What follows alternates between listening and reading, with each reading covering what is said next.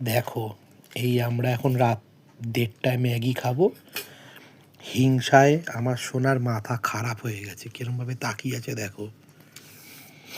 এরকম হাতে করে একটু একটু তুলবো, এরকম তুলবো, আর ও দেখবে দেখো কিরকম ভাবে, দেখেছো? আবার তুলবো, এরকম নাচাবো, মাথা খারাপ হয়ে গেছে, জিভ বার করছে, লোভ দিচ্ছে।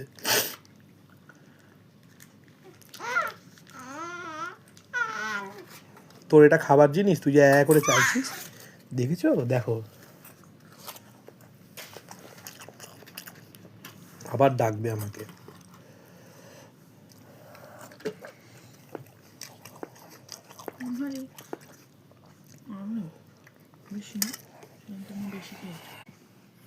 কি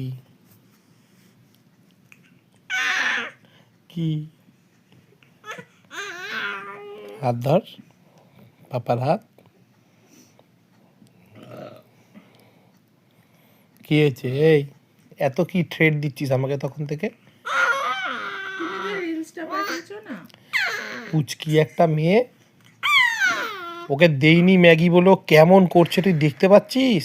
এর জন্য ঘরে কোনো খাবার এনে রাখা যাবে না, সব ফেলে ফুলে দেবে রেগে মেগে, ছুঁড়ে ছুঁড়ে ইয়ের মতন। ওই দেখো অবস্থা দেখো রে, ওর লোভ দিয়ে কিরম রেগে গেছে আমার ওপর। আঙুল ধরো, ধরেছে।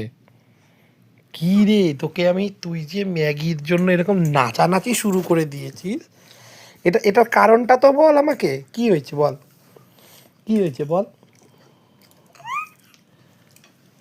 ধরেছি ধরেছি ধরেছি, হ্যাঁ, এত এত আনন্দ রে, এত আনন্দ, হ্যাঁ, এত রেগে গেছিস, এত খেপে গেছিস রে তুই, হ্যাঁ?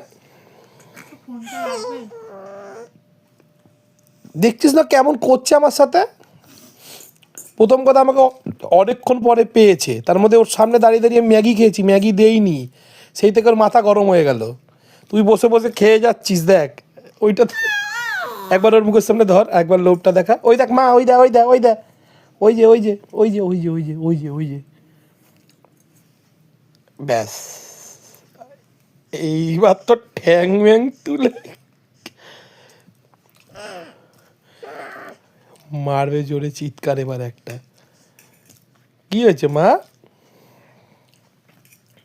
ওর আওয়াজ বন্ধ হয়ে গেছে রাগের চোটে। আমার পুতুল রে, তুই আমার কে জানিস? তুই আমার গার্লফ্রেন্ড।